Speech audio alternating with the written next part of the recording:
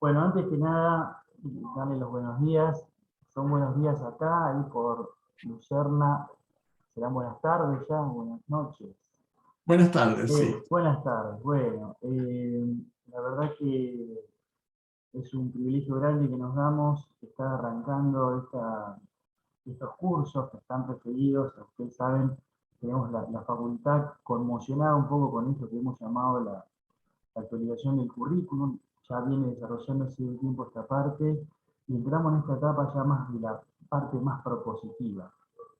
Y en esta misión nos pareció muy importante esta idea de contactar a determinadas personalidades que nos puedan un poco orientar sobre, tal vez demasiado ambicioso, ¿no? Pero bueno, arranquemos porque sea así de ambicioso, sobre qué enseñar, por ejemplo, en nuestras carreras de diseño.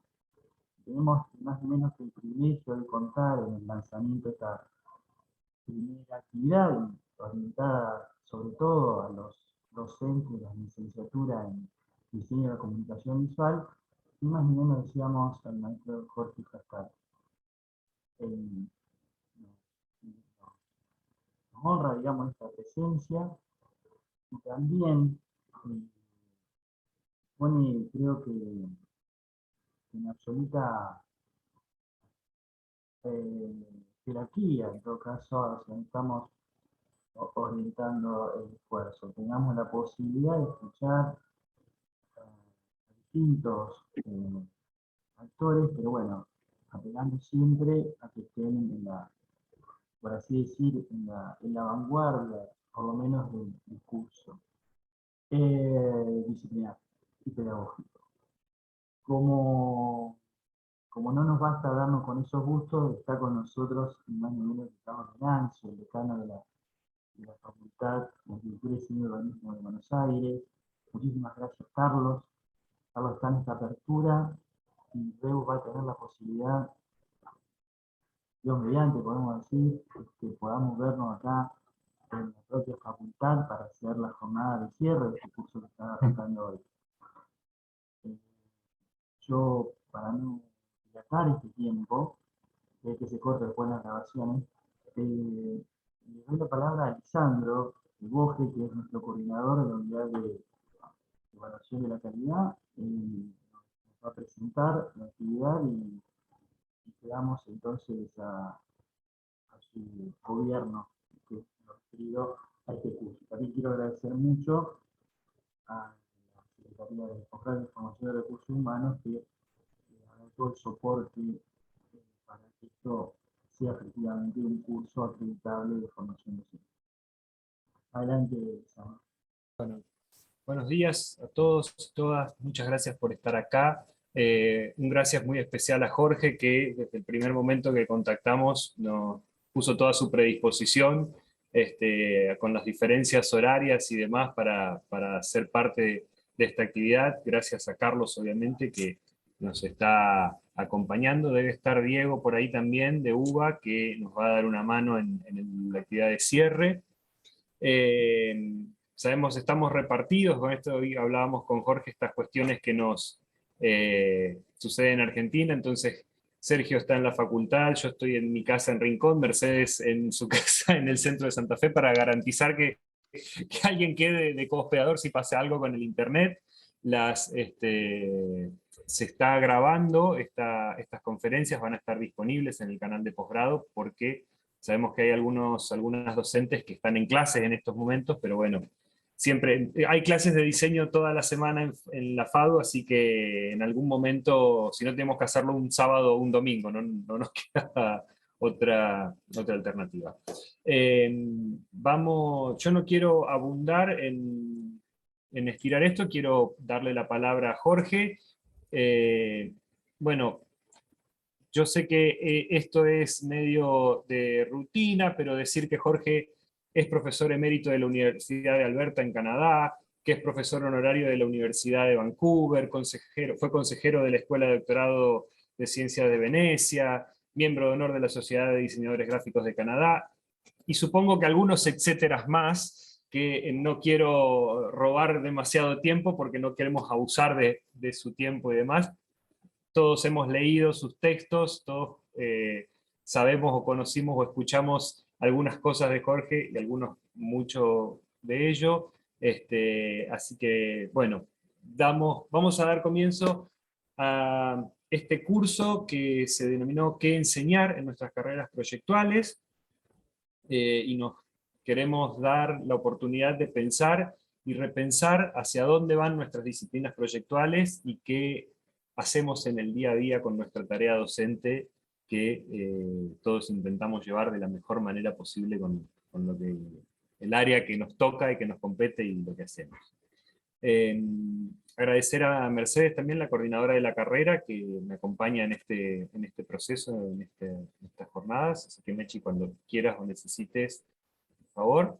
Y bueno, si no hay más inconvenientes, ninguna pregunta y nada, yo le cedo la palabra a Jorge, que va a dar va a hacer una introducción primero y luego va a abrir el diálogo para que conversemos con él en esto que se denominó justamente un conversatorio de inicio.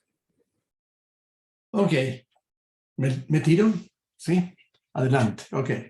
Bueno, gracias a todos por la invitación, me parece fantástico que podamos tener esto. Yo voy a hablar, no sé, 15 minutos tal vez máximo, pero son conceptos fundamentales que no se encuentran fácilmente en mis libros. Es el último que publiqué, que fue Enseñando Diseño, creo que es del 18, no me acuerdo ya exactamente. Sí, ese. Y uno sigue creciendo y cambiando las cosas. Así que el título de la serie esta me motiva a hablar de un par de cosas al principio. La diferencia entre instruir y educar. En castellano tenemos el problema que la llamamos la enseñanza del diseño, cuando simultáneamente lo que pasa es el aprendizaje del diseño, pero el énfasis está en la enseñanza, cuando en realidad el énfasis debe estar en el aprendizaje. Es decir, lo que el profesor dice en el frente de la clase no es lo más importante del curso. Lo más importante de un curso es lo que los estudiantes aprenden. Entonces hay muchos colegas que me dicen, pero yo enseñé eso. Sí, vos lo enseñaste, pero no lo aprendieron. Entonces hay algo que también vale la pena tomar nota.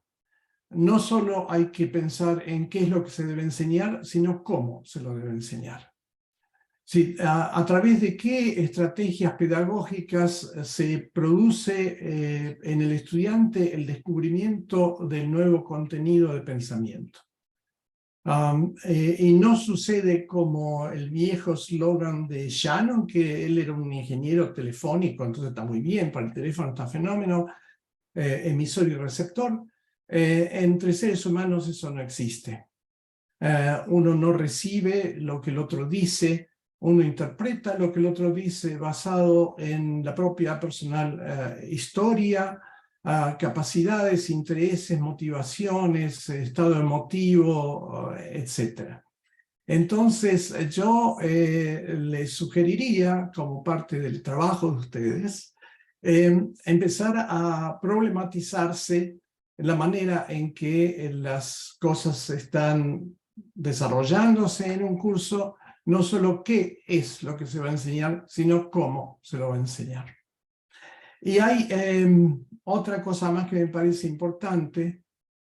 Nosotros en inglés no hablamos de enseñanza del diseño, hablamos de la educación en diseño. Es decir, educar es una cosa que no se puede hacer, se promueve la educación de la persona. La educación de un estudiante emerge de las experiencias en las que el estudiante se encuentra y es un desarrollo muy personal, pero es sumamente importante. Es decir, ahora trabajamos en general en la concepción de un plan sobre la noción de que tiene que haber tres responsabilidades. Una responsabilidad profesional, que es la más comúnmente discutida, que es qué es lo que la persona debe saber cuando se gradúa. La otra es una responsabilidad social, sea, ¿cuál es el impacto sociocultural que el trabajo del diseñador tiene cuando entra en la creación industrializada del diseño, sea de objetos, comunicaciones, procesos o lo que fuere? Y la tercera es la responsabilidad ambiental. Es decir, todos estamos ahora informados de que esto es una catástrofe total y que, por supuesto, la guerra en Ucrania no ayuda, pero que el desarrollo habitual de la industria internacionalmente lleva a una crisis ambiental importante. Entonces, en la actuación del diseñador, que es una persona que produce diseños que se multiplican en cientos o miles o millones a veces, o que produce comunicaciones que tienen un impacto secundario, digamos, en la formación cultural de la gente, debe tenerse en cuenta, a mi juicio, esas tres responsabilidades: profesional, social y ambiental. Particularmente en el diseño que apoya los productos para el consumo cotidiano, la promoción de ciertas cosas y ciertas actitudes deriva al final en posiciones políticas personales que no conllevan a un mundo, digamos, armonizado de la humanidad. Entonces, esto es un proceso que ha sucedido de concientización, digamos, que ha sucedido posiblemente en los últimos 40 años o algo así, que nos hemos dado cuenta que el diseño no ha sido la causa de la catástrofe ambiental, pero ha ido apoyando las ambiciones económicas de ciertos grupos que finalmente resultan en una catástrofe. Vamos a ver hasta dónde llega la cosa. Es un poquito, digamos, ambicioso, demasiado grande, no debe abrumarlos, pero no se puede ignorar. Ahora, lo que yo, yendo a un nivel más de detalle, lo que quiero proponer es que cuando se plantea un programa, un nuevo plan de estudios, lo primero a plantearse es una descripción de la persona que va a salir como graduado. ¿Cuáles son las competencias de todo tipo que esta persona va a tener? Entonces, una vez que eso, que se basa en un sistema de valores del grupo que dirige la experiencia, una vez que se establece que nuestros graduados deben ser así y deben saber esto,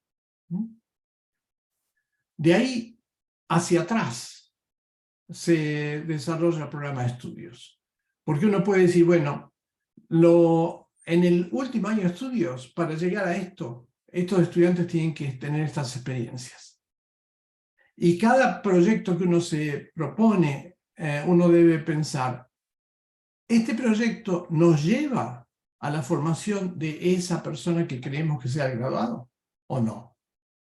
¿De qué manera, hasta qué punto, en qué aspecto esto contribuye a la trama, al tejido formado por las diferentes materias que finalmente resulta en este graduado que nosotros queremos formar? Y de allí se va al año anterior y al año anterior y al año inicial, y entonces hay una coherencia pedagógica en la totalidad del programa que deriva de estar siempre teniendo a la vista el objetivo final de la carrera y escalonar objetivos hacia abajo para ver con qué comenzamos y a dónde queremos terminar. Si ustedes me quieren interrumpir en cualquier momento, adelante. Yo trato ahora de barrer un poquito sobre estos temas y después, si quieren, tomar nota y nos enganchamos. Una cosa que hay que tener en cuenta, que mencioné cuando tuvimos una conversación los organizadores conmigo el otro día, es que hay dos tipos de aprendizaje. Uno es el aprendizaje que está en foco, que es la temática específica del ejercicio a desarrollar, y otro es lo que se llama aprendizaje secundario o deuteroaprendizaje en términos técnicos. Una vez que uno aprende a diseñar, digamos, una silla o un folleto, aprende eso. Pero además aprende a organizar la mente alrededor de la cultura del proyecto. Es decir, ¿cuál es lo primero que hago yo cuando voy a diseñar esto? ¿Qué es lo segundo? ¿Qué es lo tercero? Se adquieren ciertas normas que son transferibles. En ciertos círculos de psicología cognitiva a esto se lo llama el rapto de conocimientos. Es decir, uno rapta de un medio, de una experiencia, un conocimiento básico que se puede después aplicar a otra área diferente, pero que estructuralmente el proceso cognitivo es muy semejante. Entonces, ese aprendizaje secundario realmente es el más importante. Pues el que tiene que ver no con la información, sino con la formación de la persona. Son hábitos intelectuales, hábitos conceptuales que se adquieren poco a poco y que hacen que la persona se vuelva más crítica en el desarrollo de cualquier tipo de actividad creativa. El tercer punto, que es muy importante ahora más que hace 100 años, es concentrarse en aprender a aprender. Es decir, el estudiante tiene que salir de la escuela preparado para lo que no se sabe todavía. En todo terreno, en estos años, las cosas cambian muy rápidamente y uno tiene que adaptarse y no tiene que tener los instrumentos conceptuales necesarios y no sé si en castellano se ha adoptado el término de resiliencia, de capacidad de flexibilidad interna para poder soportar golpes que la historia le da a uno a medida que pasan los años y adaptarse. Esa habilidad se ha transformado en fundamental. O sea, aprender a aprender es la habilidad más importante que el estudiante debe desarrollar durante el programa. En respuesta a una pregunta que tuvimos la vez pasada en nuestro diálogo, para mí las ciencias sociales son indispensables. Hay un libro que yo hice en inglés que no llegué a traducir al castellano que se llama Las ciencias sociales estableciendo conexiones. En mi programa en Alberta, en el año 97, completé un ciclo de interdisciplinas del programa, donde por acuerdos con la Facultad de Ciencias Sociales, de Negocios, de Ciencia de la Computación, creamos la posibilidad que los estudiantes podrían tomar, dependiendo de su habilidad y de sus intereses, una porción del programa en alguna de esas facultades. No es que esa sea la única solución, pero la psicología, la sociología y la antropología son sumamente importantes para el diseño. Alguna introducción en el territorio conceptual de esos campos es imprescindible porque desde hace años que vengo diciendo esto y ustedes lo deben haber leído. El diseño no es acerca de los objetos que crea el diseñador, es acerca de la gente que los usa. Lo más importante es la gente. Y la gente no se aprende con la teoría del color y la teoría de la percepción. Se aprende interactuando con la gente, e interactuando sistemáticamente como lo hacen estas ciencias sociales. Yo trabajé, como ustedes saben, por muchos años en seguridad vial y la concepción de una campaña para ese tipo de actividad requiere imprescindiblemente el conocimiento de cómo se maneja esto. Y los métodos de investigación de las preferencias, los hábitos, las técnicas o las estrategias de la gente son provincia de estas disciplinas. O sea que en la medida que ustedes puedan incorporar algo de eso al programa, me parece aplicable en todo el espectro del diseño, no solo en la comunicación de donde yo vengo. Otra cosa que me parece importante destacar es dedicar cierta parte del foco del programa en el lenguaje. La capacidad de articular verbalmente las ideas, la posibilidad de presentar tu trabajo, de venderlo al cliente, la posibilidad de que lo que uno piensa pueda ser adoptado por otros. Todo eso depende mucho de la calidad del lenguaje, que tiene que ver con dos cosas: precisión en el lenguaje y concisión también. Tiene que ser no muy extenso, largo, que la gente se aburre, se duerme, no sabe dónde había empezado la cosa, ni vago. A veces las cosas son vagas porque uno no tiene conocimiento y eso también hay que aceptarlo. Pero tratar siempre de hacer que los estudiantes desarrollen no solo la capacidad de hacer, sino la capacidad de defender y presentar. Y eso a través de situaciones orales o situaciones escritas. Lo otro es, en la medida posible, en el programa, tener oportunidades de interactuar con proyectos reales. Nosotros cuando estuvimos en la Argentina, mi mujer y yo, en el año 2012, trabajamos en la Facultad de Medicina de la Universidad de La Matanza, como para contribuir al desarrollo de la habilidad en comunicaciones de los estudiantes de medicina. Y el decano de esa época lo que hizo es un programa en donde después de medio año de educación en medicina, los estudiantes iban a los hospitales locales a ver cómo funcionaba la cosa. Y interactuaban con la gente. Una cosa es la enfermedad y otra cosa es la persona enferma. Muy distinto. Muy distinto. Y la persona enferma no es solo una persona enferma, es una persona que tiene una condición social específica, en un lugar específico, con una cultura específica, etc. Lo mismo pasa en nuestro caso cuando hacemos comunicaciones o objetos para uso masivo. El grupo al que nos dirigimos nunca es homogéneo. No hay un representante típico de ningún grupo. Tenga mucho cuidado con esa noción de fabricar personas. Las personas pueden ser muy útiles si uno no se da cuenta que son muy reductivas de la variabilidad y la riqueza que existe en cualquier grupo humano.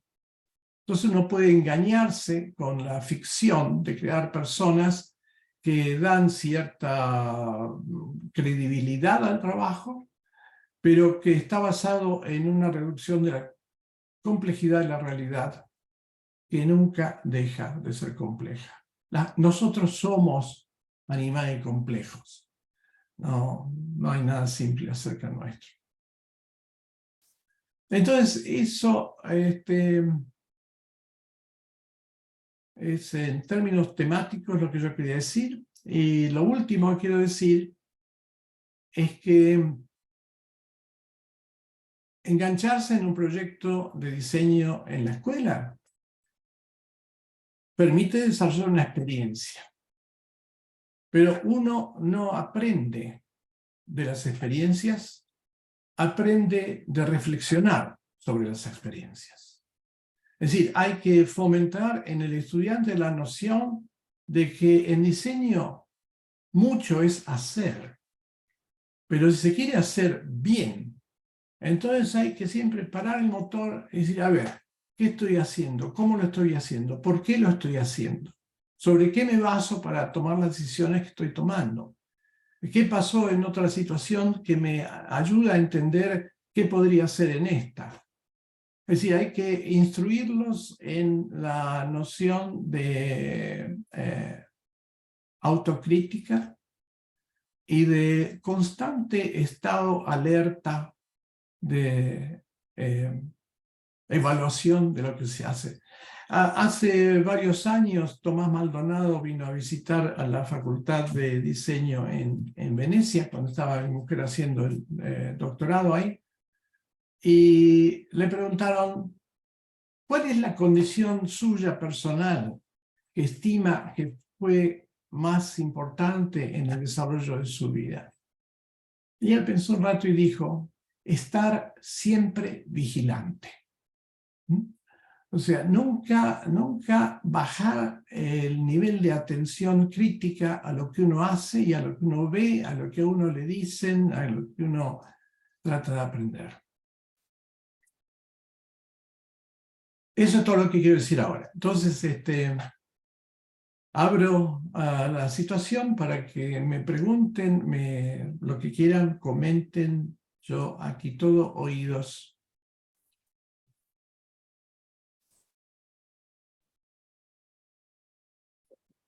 Bueno, muy bien. Yo hago de mediador nada más ahora. Quien quiera, no sé, iniciar con una pregunta o algún orador para donde que Jorge nos pueda comentar.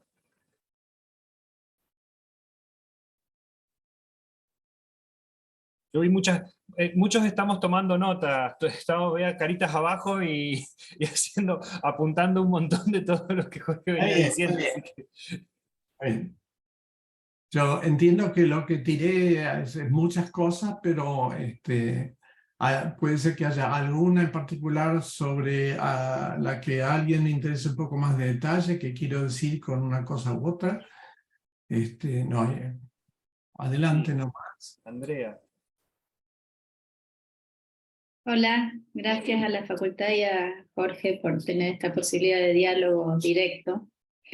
Mi pregunta está orientada a partir de tu experiencia en cómo pensar o cómo vos nos ayudarías a pensar la formación de estudiantes en este mundo. Vos señalaste que obviamente hay que pensar en un futuro de cambio permanente, ¿no? Más aún con la revolución digital.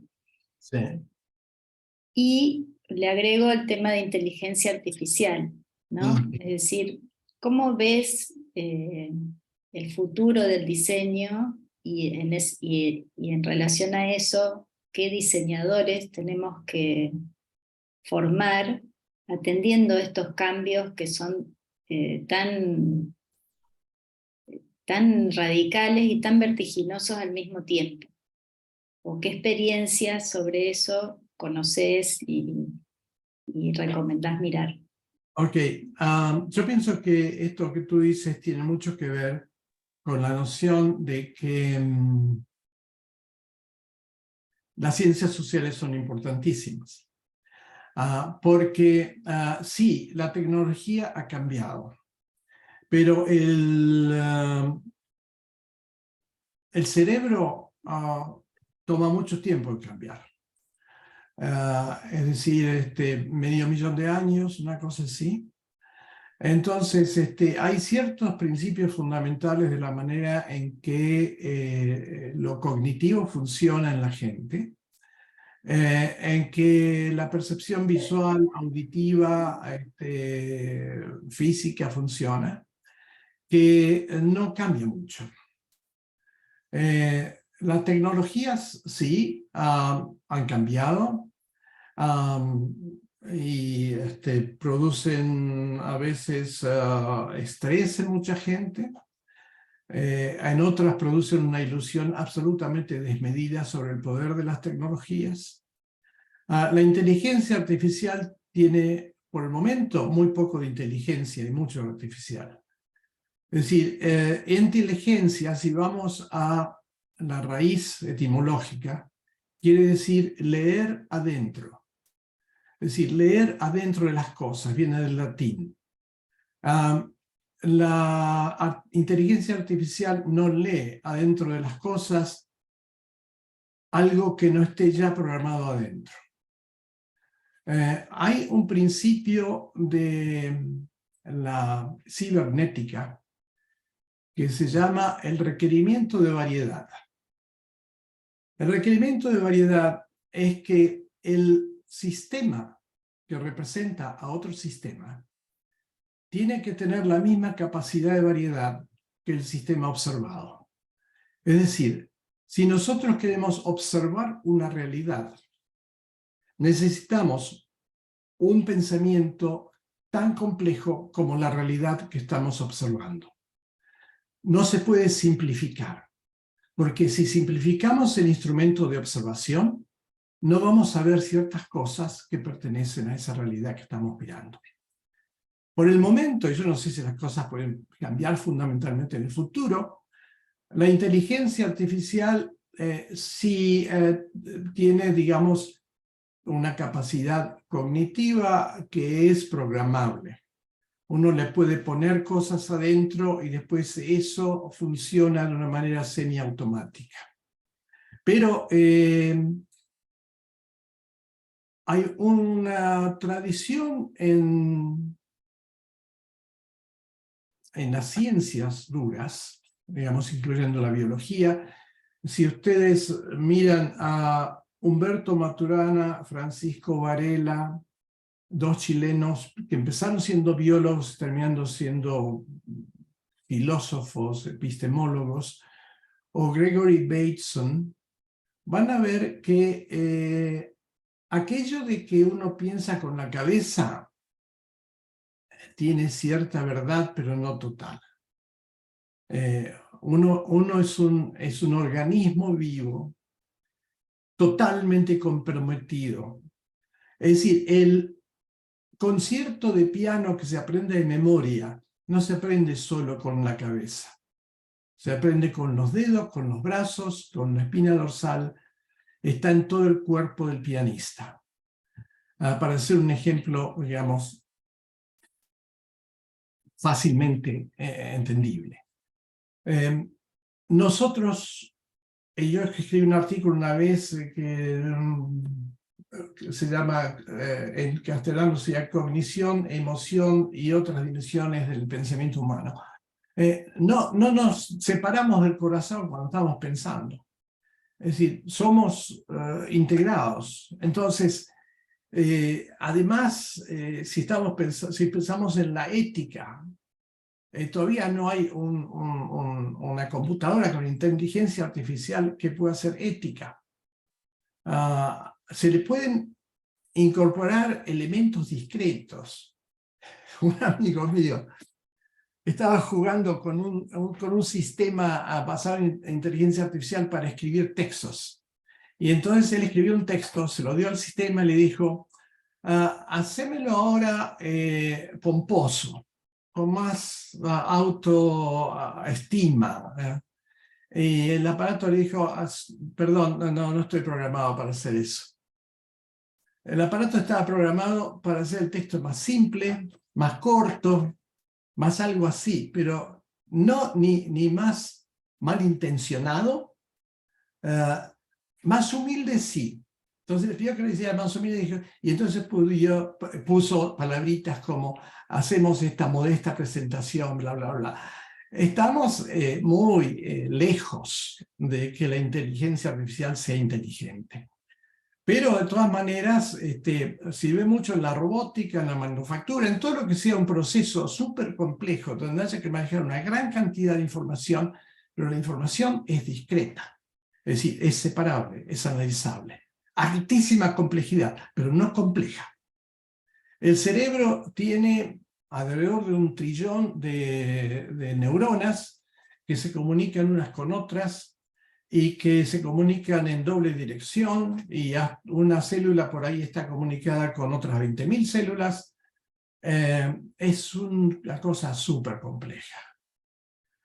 Y entonces, la responsabilidad del diseñador no se puede delegar a la inteligencia artificial. Y cuando hablamos de esas 3 responsabilidades, profesional, social y ambiental, mucho más difícil. Entonces, lo que pienso es que sí, uno tiene que seguir, como decía Tomás, alerta, vigilante, ¿no? A ver, ¿qué estoy haciendo? ¿Qué consecuencias tiene? ¿Qué adminículo me sirve mejor para hacer esto? Pero uno tiene que estar siempre en control. No se puede transmitir el control a un sistema automático.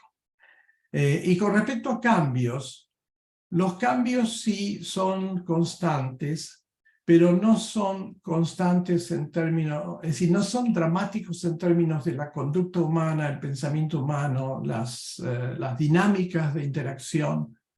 Esas cosas cambian muy lentamente y depende mucho de cultura en cultura y de persona en persona. Pero sí, no es una cosa que a veces los estudiantes preguntan acá, ¿y dónde voy a trabajar cuando me gradúo? Y quién sabe, porque yo tengo un título de pintor, de pintor artista y de enseñante de arte, y aquello quedó allá, la vida me trajo otras cosas y eso pasa a todos. Perdón, me estoy explayando demasiado por ahí. Gabriel tiene otra pregunta. No sé si contigo, Andrea, estamos más o menos hechos. ¿Sí? Ok. Hola, Jorge, ¿me escuchan? Sí, ¿Qué adelante. tal? Disculpa, no estoy apto para la cámara en este momento. No importa. No. Quería aprovechar la oportunidad para hacerte una pregunta sobre lo que es por lo menos mi área de interés dentro, que es justamente, estoy de acuerdo en lo que vos comentabas, digamos, esto de pensar los planes y lo que se da en una universidad, una institución académica, de centrarlo en relación más al aprendizaje que a la enseñanza, ¿no? Digamos, y en ese sentido, lo que yo estoy investigando o intentando construir algo, digamos, es en pensar todo lo que es la evaluación. Y particularmente me quedaba pensando, bueno, ¿qué herramientas podemos tener como docentes para la observación y la evaluación de estos aprendizajes? Siendo que a veces, a veces cuando nos vamos a la enseñanza más tradicional del diseño o de cualquiera de las disciplinas de diseño, es muy fácil volver al método de la observación y el análisis de un producto, ¿no? Digamos, terminado, ¿no? En base a ciertos parámetros predefinidos que a veces establecemos y que son también prefiguraciones. En cambio, cuando uno dice, bueno, quiero evaluar si hubo aprendizaje, si hubo un proceso, eso, bueno, eso, a veces faltan esas herramientas. No sé no sé, si hay algo que puedas aportarme a mí y a todos acá presentes, digamos, sobre este tema. O Sí, si pensás algo al respecto. En términos generales, pienso que uno siempre tiene que ser humilde y aceptar un cierto nivel de incertidumbre. Es decir, en el desarrollo de un trabajo donde uno interviene en la realidad en función de mejorarla, uno tiene que tener ciertos elementos de juicio que le permiten apoyar las decisiones tomadas. Es decir, es una cosa que en términos más duros se llama basar las decisiones en evidencia. Es decir, si en una experiencia anterior, por ejemplo, cuando yo estaba diseñando la estrategia para la campaña de seguridad vial en Canadá, miré a campañas internacionales en Noruega, en Australia, en Inglaterra, que habían dado buenos resultados y me fijé sobre el tipo de, digamos, batería de estrategias que fueron usadas en cada lugar para obtener esos resultados que obtuvieron. O sea, me manejaba sobre la base no de mis intuiciones personales sobre lo que debería funcionar, sino sobre la evidencia de lo que en otros lugares de cierta semejanza cultural había funcionado. En ese sentido, por eso me parece importante que es difícil organizable, por eso no se puede decir siempre, pero que en algún momento de la carrera haya algún proyecto real donde se trabaje con gente real que tiene que entender o hacer cosas realmente de acuerdo con el diseño propuesto. Lo otro es siempre tener en mente los grandes objetivos de la carrera. Es decir, en qué medida los criterios de evaluación de un proyecto están basados en los objetivos de la carrera como sistema de valores que se persigue, como capacidades básicas que se trata de desarrollar, queremos desarrollar siempre, me imagino, en el estudiante, una habilidad para pensar críticamente. Es decir, para tratar de buscar razones por las cuales ciertas decisiones se toman de alguna manera o no.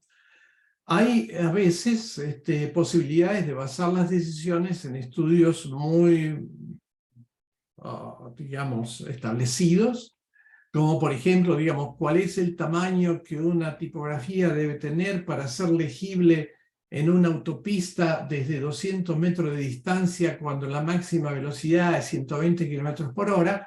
Todo eso existe como estudio hecho y no hay por qué inventarlo de nuevo. Pero cuando la cosa se trata de temas más delicados, como por ejemplo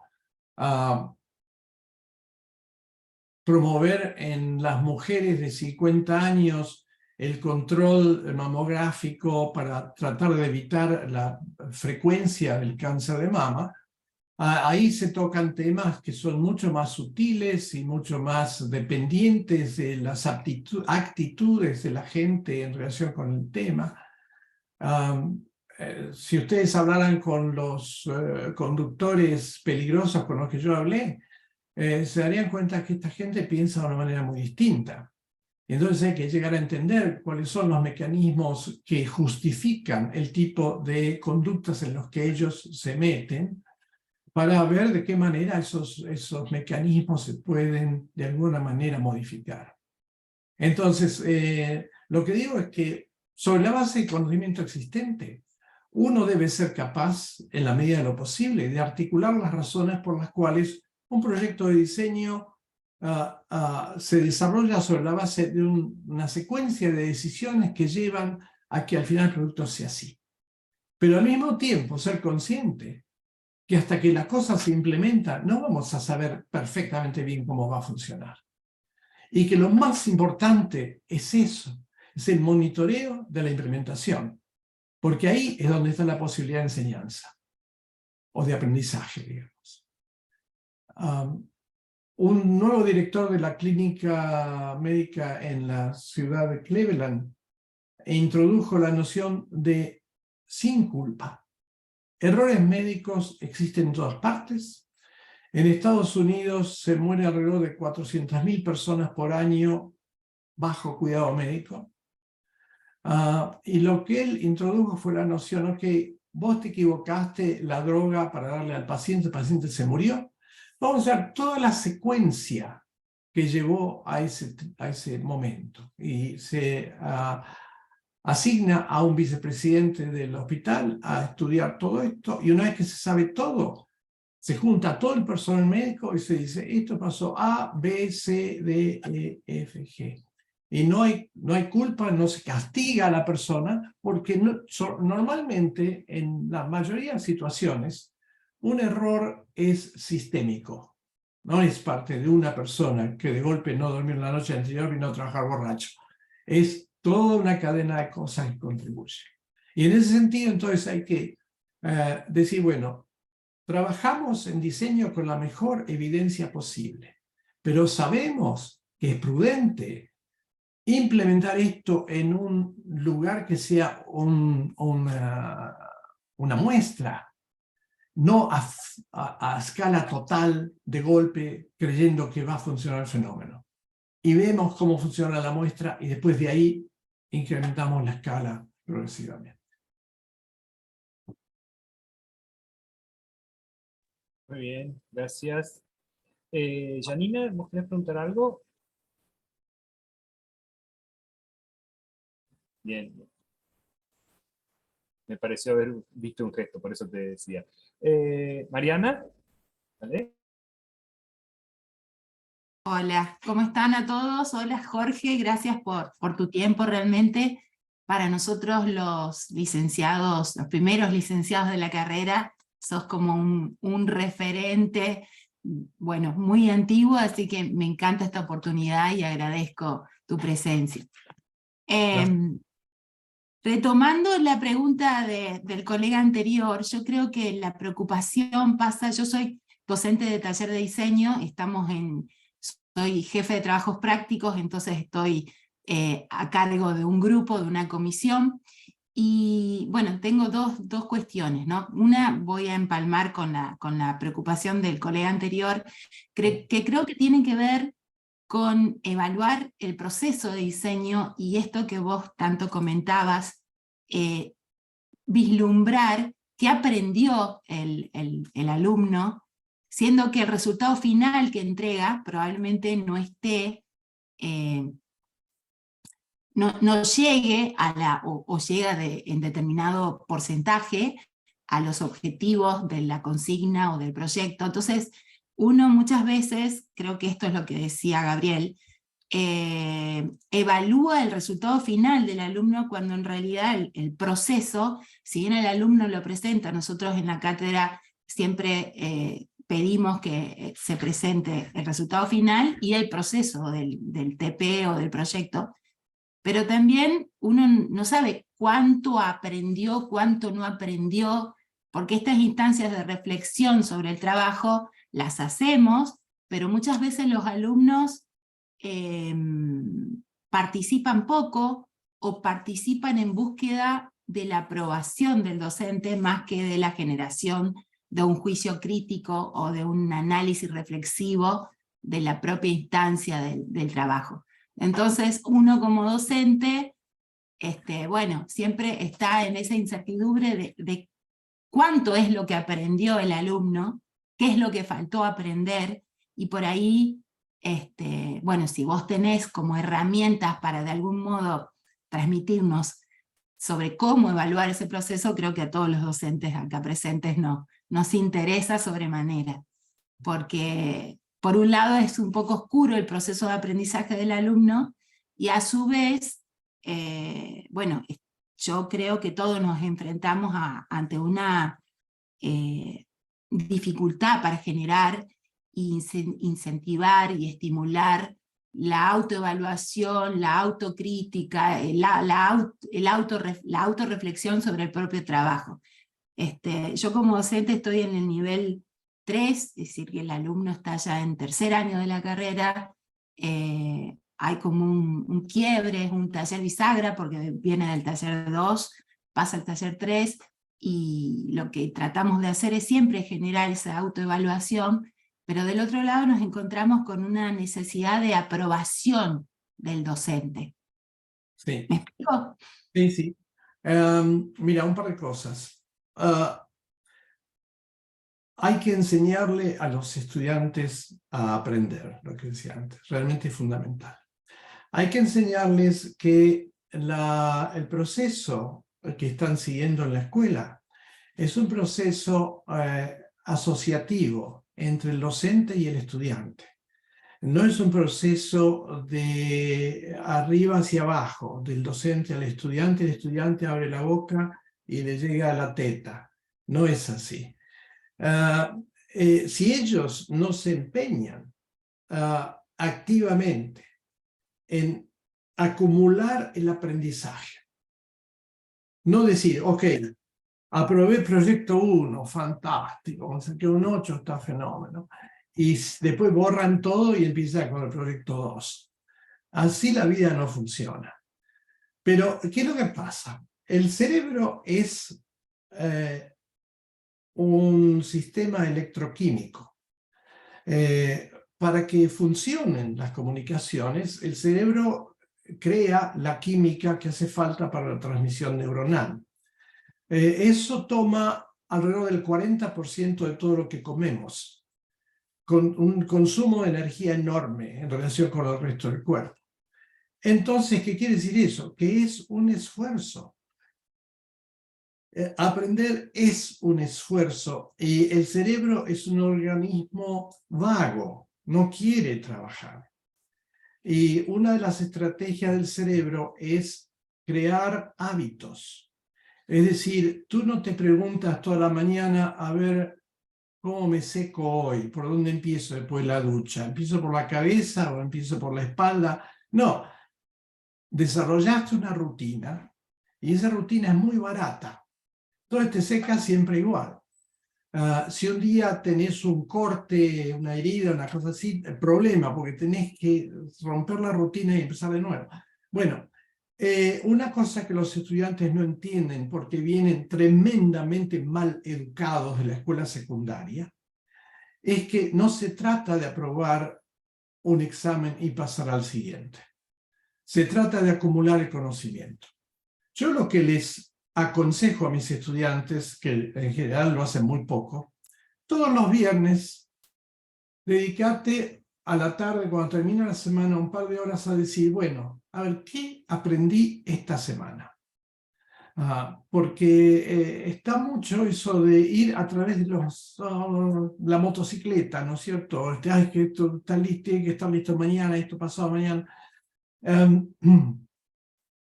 No es un hábito fácil de adoptar, pero es un hábito muy útil. También para hacerlos responsables de su propio aprendizaje en términos conversatorios. Es decir, señora docente, yo esta semana no sé qué aprendí. Ayúdeme, porque no me doy cuenta para qué me sirve lo que hicimos. No existe ninguna estrategia mágica, pero yo pienso que el tema fundamental es realmente reflexionar a viva voz con los estudiantes y decir, bueno, ustedes llegaron acá, nosotros vamos a tratar de enseñarles lo más que podemos, pero ustedes tienen que trabajar fuerte, no solo haciendo lo que les decimos, sino contribuyendo a activamente pensar, ok, yo tenía un profesor en grabado que, en Bellas Artes, al que le hice una vez muchas preguntas, ¿no? Y él me dice, ¿y usted quiere que yo le diga en 10 minutos lo que aprendí en 30 años? Y yo le dije, sí. ¿No? ¿Para qué? ¿Para qué te pagan? ¿No? Yo tenía una gran virtud cuando era estudiante, nunca me ponía nervioso. Nunca me ponía nervioso. Entonces, lo que quiero decir con esto es que el estudiante tiene que ser activo. Tiene que ser responsable de actividad, de preguntar, de preguntarse, de cuestionarse, de trabajar nunca a ciegas. Uy, no le entendí, pero no me da vergüenza preguntarle más. Yo qué sé, ¿viste? No. Que se desvergüencen. Entonces eso es... esos principios, ¿no? Hacer bien claro para ellos que tienen que acumular conocimiento. Que lo que se aprende en un proyecto va a ser muy útil para todos los proyectos subsiguientes. Identificar qué es lo que se aprendió. Acumular el conocimiento. Hacerse notas. Yo les hago hacer un ejercicio en diseño a la mayoría de mis cursos. Un cuaderno de notas en donde ellos observan objetos de diseño, situaciones, lo que sea, describen cuál es el objetivo del diseño, describen las cosas que están bien hechas, las cosas que podrían estar mejor hechas y cómo hacerlas mejor. Es decir, no solo criticar negativamente algo, decir, uy, esto es un desastre, sino decir, ok, ahora vos sos el diseñador. ¿Qué haces con ese desastre? ¿Cómo lo mejorás considerando todas las condiciones que rodean a un objeto, ¿no es cierto? Desarrollo de la habilidad permanente de estar atento acerca de todo lo que se usa, ¿no? Y escribirlo. Hay otra pregunta, Isabel tiene una pregunta, manito amarilla levantada, y después no sé si te voy a cortar porque ya la pasé. Está Cecilia ya conectada. Buenos días, Cecilia. Si te parece, cerramos con la pregunta de Isabel y pasamos a la siguiente. Okay. Hola, buenas tardes, profesor. En primer término, gracias por sus textos que incorporamos a nuestras cátedras de comunicación y gracias por cada una de las oportunidades en que nos visitó también esta en la Universidad Nacional del Litoral. Muy breve, escuché atentamente esa insistencia acerca de la reflexión sobre la experiencia y también la mención a la necesidad de incorporar los saberes de las ciencias humanas, de las ciencias sociales, y usted mencionó puntualmente a Morisot, y mi pregunta refiere a los aportes de algunos de estos investigadores que devienen filósofos, devienen epistemólogos, y que nos abren a otros saberes que problematizan los paradigmas en los cuales estamos más habituados a trabajar. Entonces, en relación con esta incorporación de saberes y este devenir hacia otros campos disciplinares, hacia otros campos de conocimiento, ¿qué sugerencia nos haría especialmente? Y yo le voy a mandar una serie de autores por escrito, porque si no es difícil los nombres y ahora no tenemos mucho tiempo. Pero yo le escribo a Lisandro y le mando una listita de la gente que yo considero que me ha contribuido muchísimo a el desarrollo de mi pensamiento. ¿Sí? Entre ellos está Humberto Maturana, Francisco Varela, Gregory Bateson, Morin, que es un francés traducido al italiano y no sé hasta qué punto estará traducido al castellano. Los demás están publicados en inglés. Pero prefiero sentarme y pensar, no sea que se me escape alguien importante de la lista. ¿Ok? Gracias, profesor.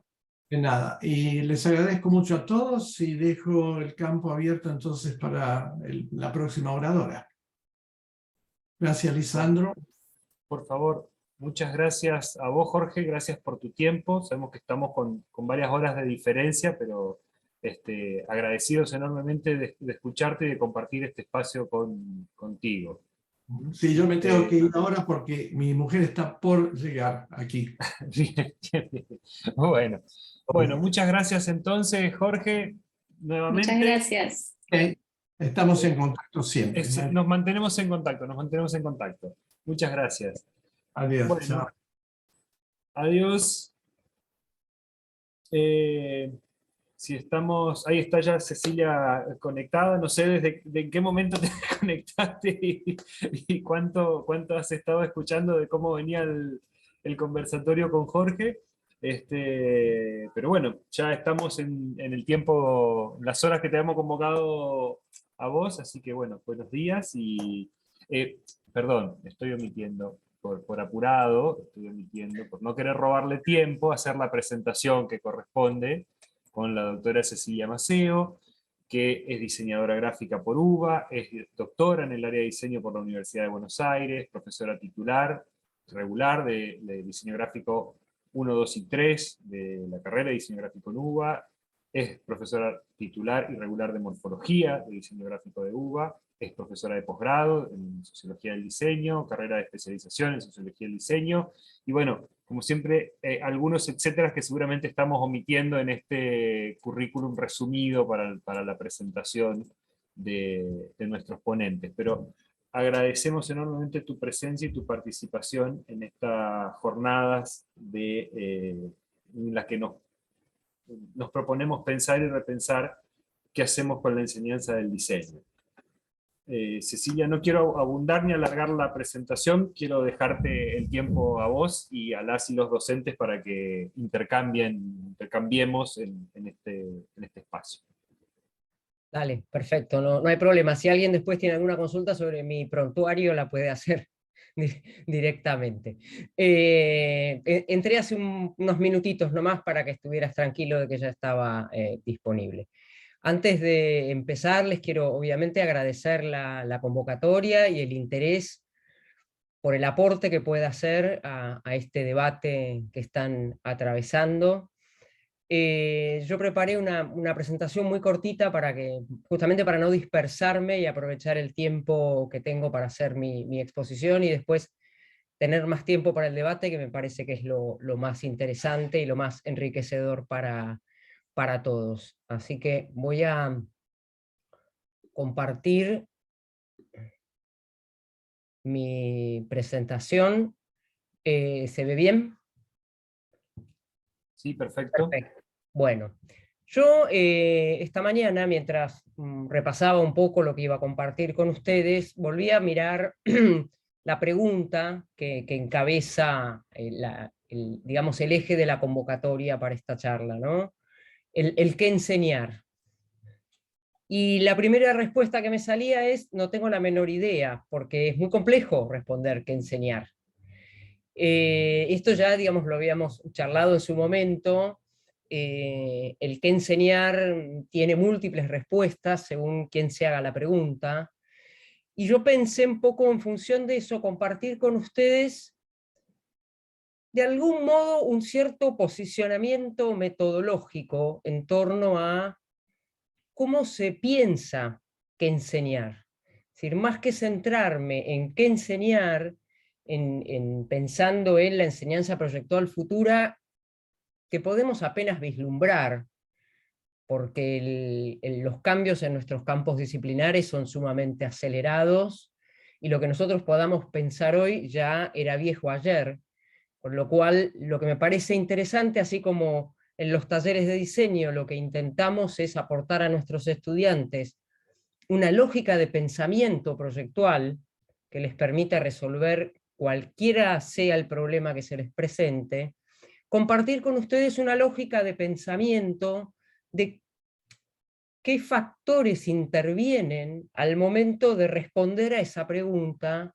¿qué enseñar? Hago una primera aclaración desde el inicio, que esto es válido para los talleres de diseño o para cualquier otro saber que uno se proponga enseñar.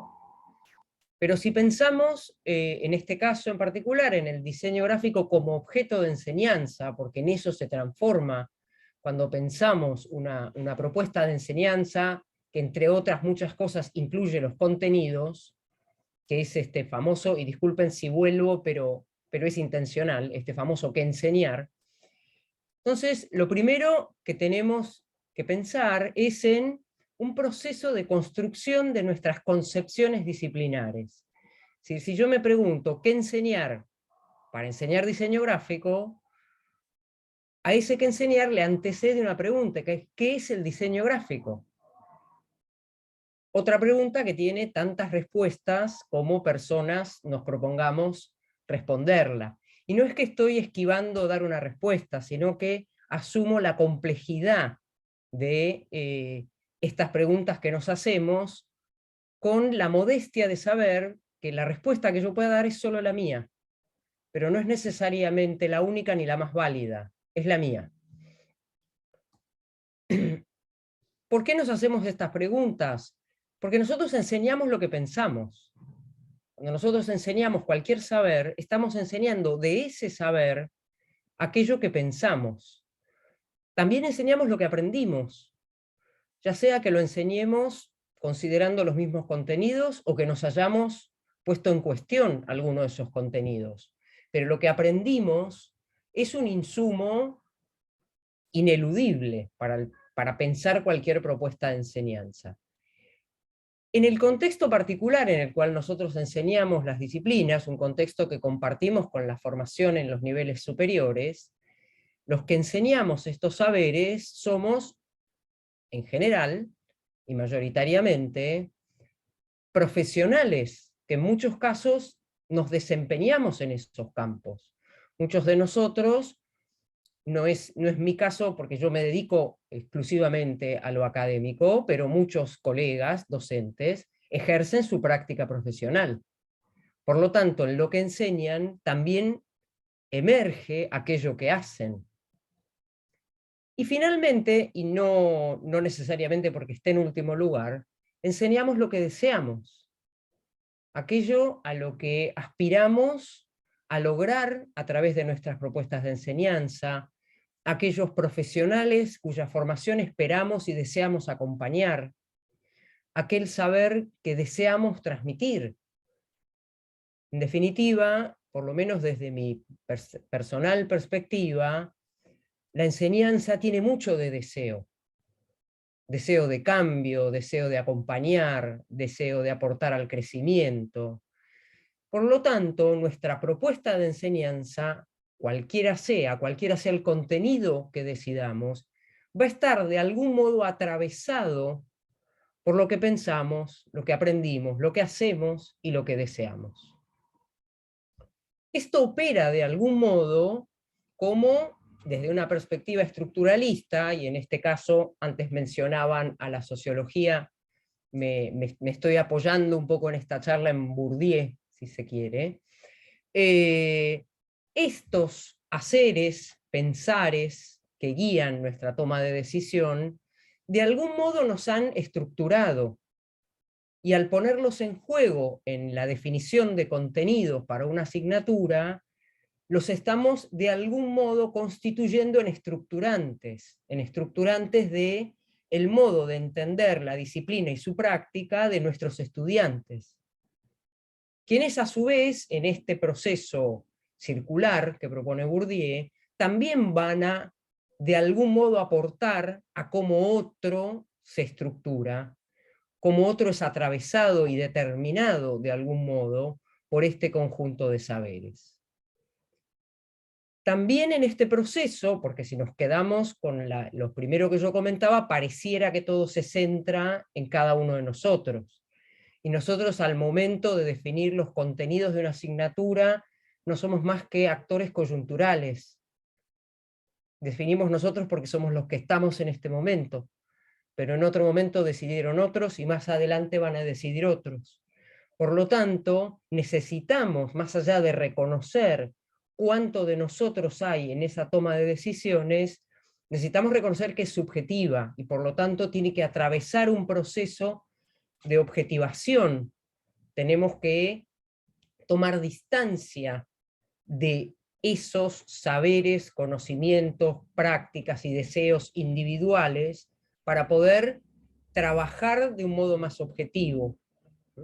Y a partir de esa objetivización, perdón, qué palabra complicada elegí, poder ponerlos en común y empezar a debatir y a ver en cuánto de esto coincidimos, en cuánto disentimos, empezar a negociar cuánto desde nuestra propia subjetividad es inclaudicable, y este objetivar nos permite ponerlo en discusión, nos permite plantearlo en otros términos. También, y no es un tema menor en absoluto, tanto para la definición de contenidos como para el cambio de un plan de estudios de la carrera que fuera, asumir el proceso histórico que han tenido nuestras, no solo las disciplinas, sino la enseñanza de estas disciplinas en distintos ámbitos académicos. Las tradiciones que nosotros, siguiendo otra vez a Bourdieu, hemos incorporado como hábitos, son hábitos institucionales y cada institución tiene los suyos.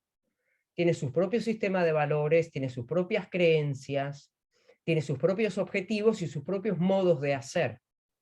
Y al momento de pensar los contenidos, ya sea para hoy o para el futuro, estas particularidades son un actor que también va a aparecer en la mesa de discusión.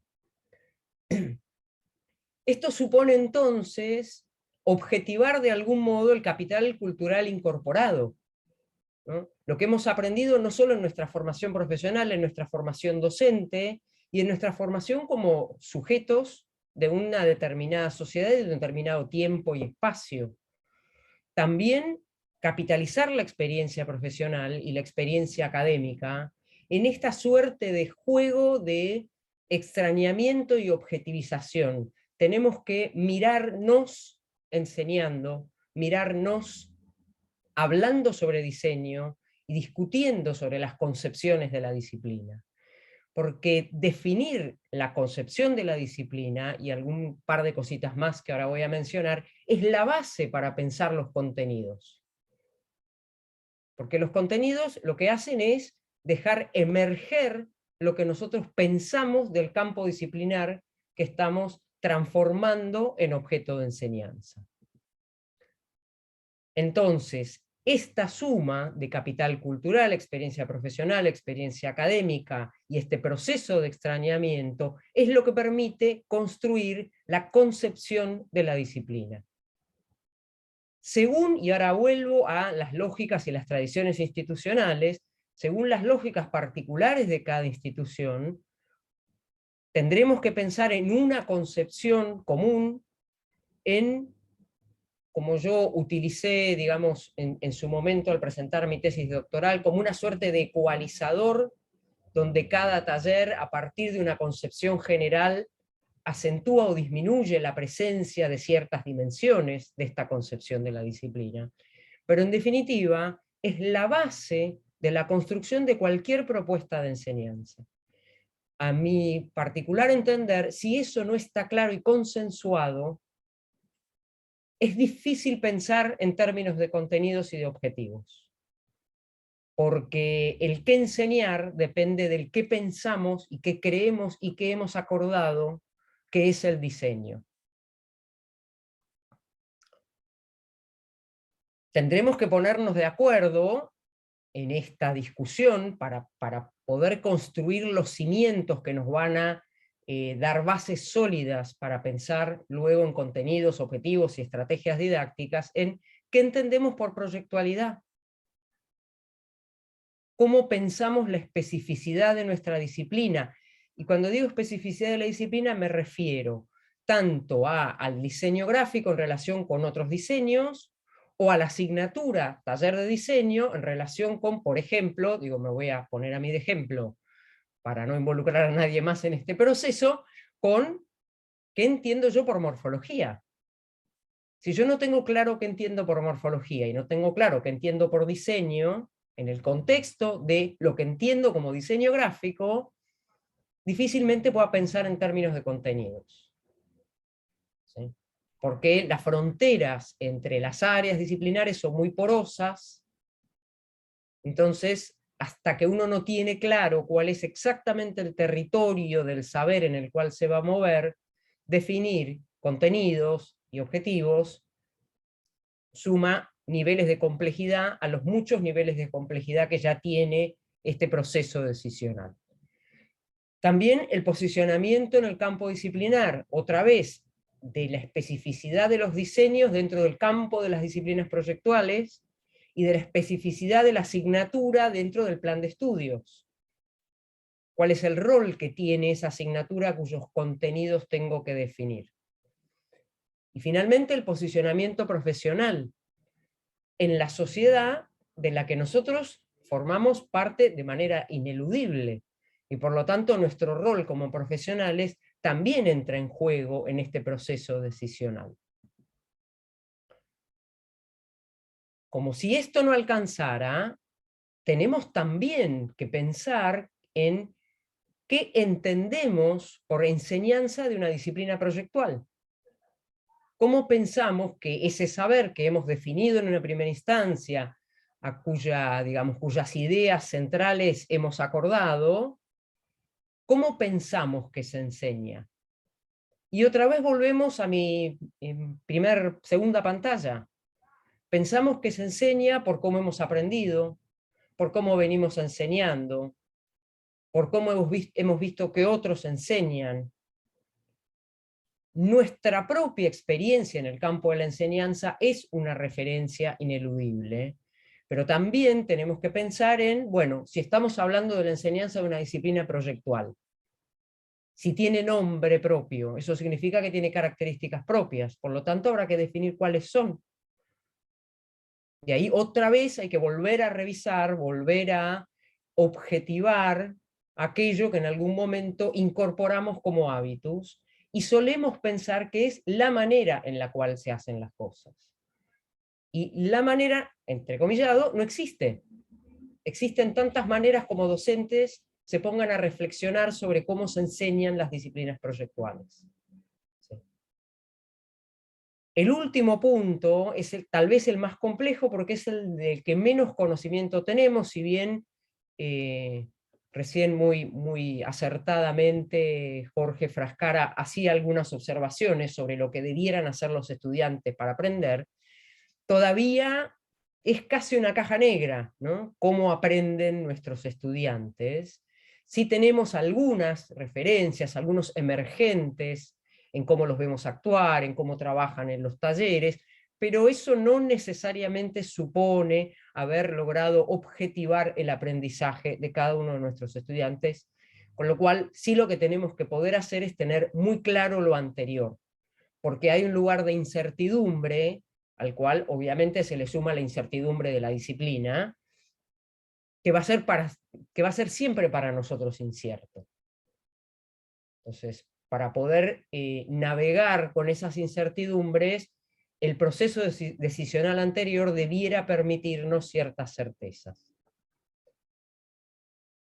Si pensamos en cómo operamos en general en nuestras instituciones académicas y en la formación superior, digamos que el campo de la enseñanza del diseño, y yo me atrevo a decir acá de cualquier disciplina académica, emerge en ese área de intersección entre el campo profesional, práctico y teórico, y el campo académico.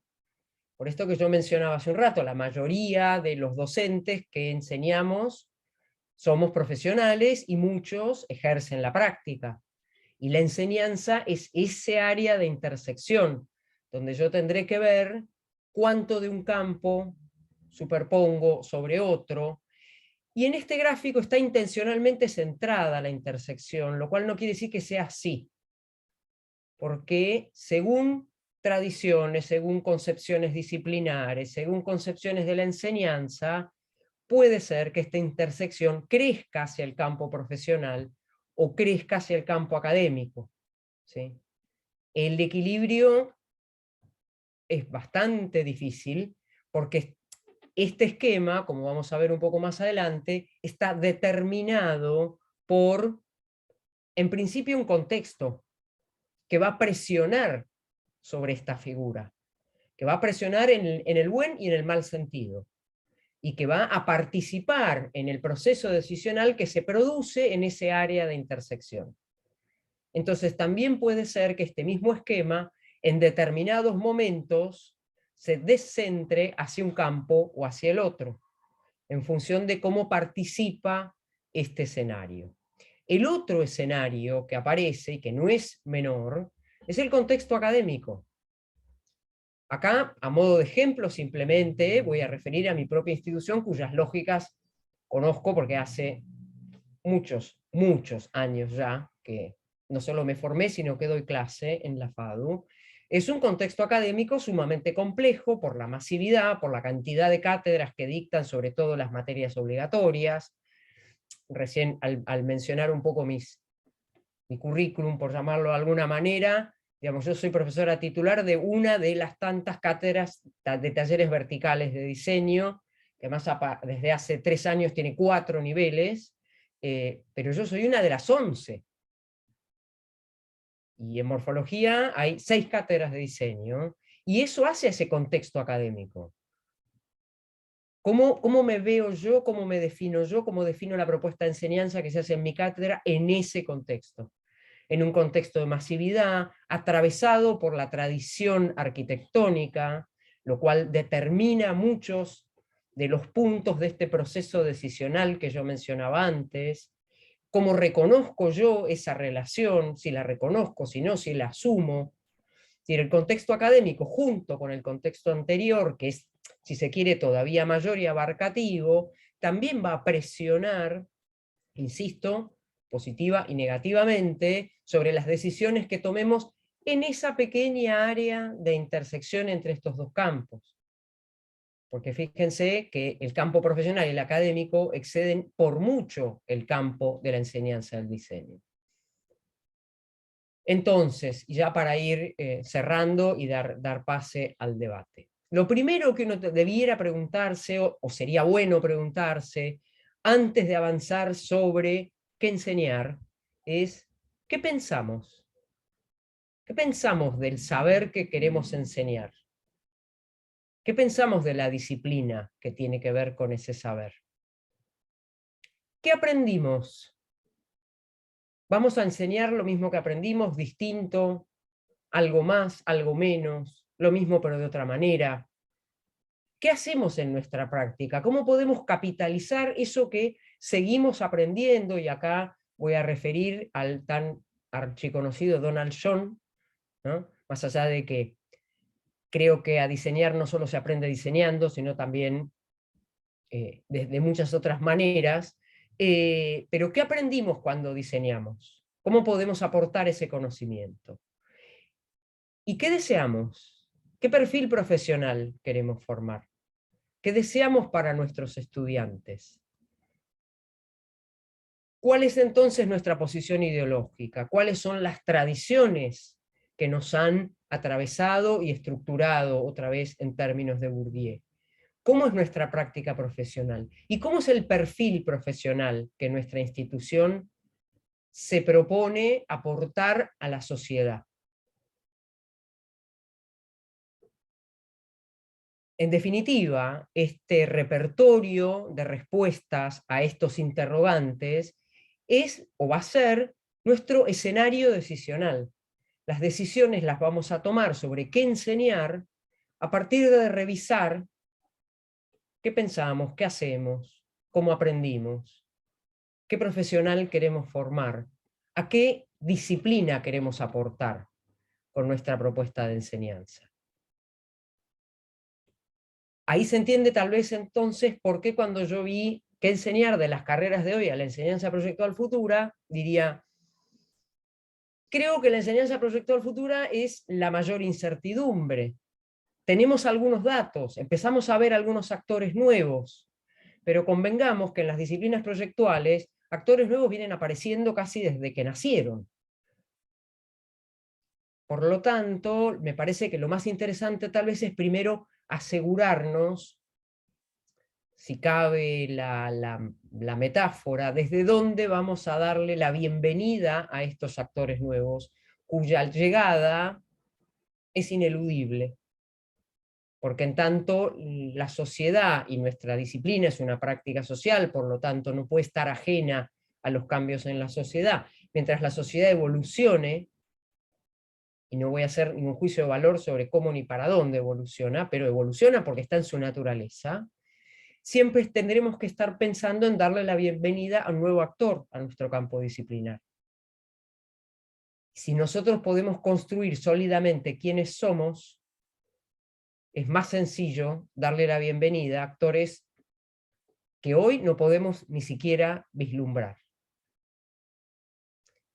Voy a dejar de compartir, así puedo ver un poco más las caras. Y creo que con el tiempo, Lisandro, estuve, pero... Sí, sí, excelente, excelente, muy bien. Muchas gracias por... No contesté lo que están preguntando, porque como ya te dije, no puedo contestar. No, pero es que el título del ciclo del curso justamente está puesto más como un interrogante y una invitación a pensar todo esto. Sabemos que no vamos a encontrar una respuesta en ninguno de los conferencistas, ni tal vez al final del curso, pero bueno, la idea es justamente plantearnos y replantearnos estas cosas para el debate y para la tarea que nos debemos ahora en este marco de actualización curricular, ¿no? Bueno, Gracias, gente, Mariana. Estoy contestando un bien. mensajito.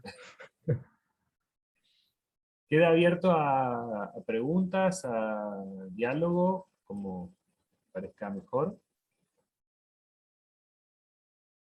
Sí, Gustavo, está teniendo la palabra. Buen día a todos, ¿cómo les va? Bueno, muchas gracias, Cecilia, por darnos esta posibilidad de intercambio, como ya lo han dicho los colegas. Me interesa mucho, digamos, lo que has dicho en el sentido de que, no sé si es un atrevimiento lo que te voy a decir, pero ¿se le puede agregar una pregunta? ¿Qué cambiamos? Por supuesto, las preguntas son simplemente como para compartir con ustedes que antes de decidir hay que preguntarse. Cada uno se puede preguntar cosas distintas. Esas son las preguntas que a mí me surgieron al momento, y me voy a permitir muy brevemente una anécdota personal, al momento de que se me informara que había ganado el cargo de profesora titular de los talleres de diseño, y me estaba duchando, dije, ¿y ahora qué hago? ¿No? Porque está bien, me presenté a concurso, gané el concurso, ahora tengo que poner en marcha una cátedra. ¿Qué enseño? Porque digamos, en morfología fue distinto, porque yo tomé una cátedra que ya estaba funcionando, con la cual acordaba en las respuestas que se había dado en su momento, pero en diseño no. Y esas fueron las preguntas que yo me hice, no quiere decir que sean las únicas, ni que haya que hacerse esas, ni que no puedan sumar otras. Mi idea era simplemente esto, decir que en realidad para tomar decisiones, primero hay que darse respuesta a una serie de preguntas. Así que no hay problema, no es atrevimiento. Gracias, muy amable. No, por favor. De algún modo, perdón, el que cambiamos que vos decís tiene que ver con revisar las tradiciones y con revisar lo que hemos aprendido. De alguna manera, si nosotros revisamos objetivamente nuestras tradiciones, nuestros hábitos académicos y profesionales, y revisamos lo que hemos aprendido, obviamente nos va a llevar a preguntarnos, bueno, ¿lo vamos a mantener así? ¿Cambiamos algo? ¿Qué invitado, como yo decía recién, o qué actor nos está golpeando la puerta y nos está diciendo, me parece que acá hay que empezar a cambiar cosas? Pero cambiar, ¿qué? Cambiar en relación a aquello. Y cambiar no significa demoler, significa cambiar. Que conservo, tener también la capacidad y la generosidad hacia quienes nos precedieron de reconocer que hay cosas que no tiene sentido cambiar. Porque nos definen, hacen a nuestra identidad como espacio académico.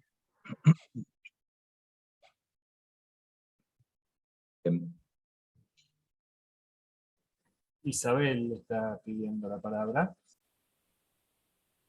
Profesora, buenos días. Muchísimas gracias por el desarrollo que nos compartió. Estoy con internet bastante débil, no sé si se está escuchando. Sí, se escucha, se escucha. Bien, bien, bien. Pensaba en estas preguntas en el ámbito de una facultad de arquitectura, diseño y urbanismo, donde hay una formación centrada en lo profesional, y me interrogaba acerca de los aportes del campo educativo. Entonces, la pregunta apunta a pensar los aportes para pensar la enseñanza del diseño en relación con el propio campo disciplinar específico y los aportes desde la experticia didáctica y pedagógica, sabiendo que en su propia formación confluyen ambas. En este momento que estamos pensando la transformación y la actualización curricular en la FADU. Bueno, a ver, en primer lugar, sí, obviamente, y si alguno de ustedes, más allá